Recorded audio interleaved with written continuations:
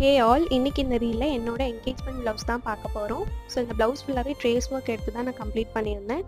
நிறைய reference images பார்த்துட்டு கொஞ்சம் என்னோட ஓன் டிசைன்ஸ் திங்க் பண்ணி இந்த ப்ளவுஸ் வந்து நான் கம்ப்ளீட் பண்ணி முடிச்சிருந்தேன்.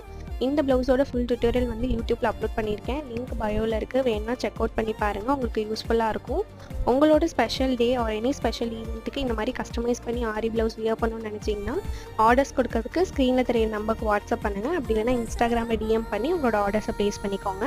இந்த ப்ளவுஸ் டிசைன் எப்படி இருக்குன்னு சொல்லிட்டு கமெண்ட்ஸில் சொல்லுங்கள்.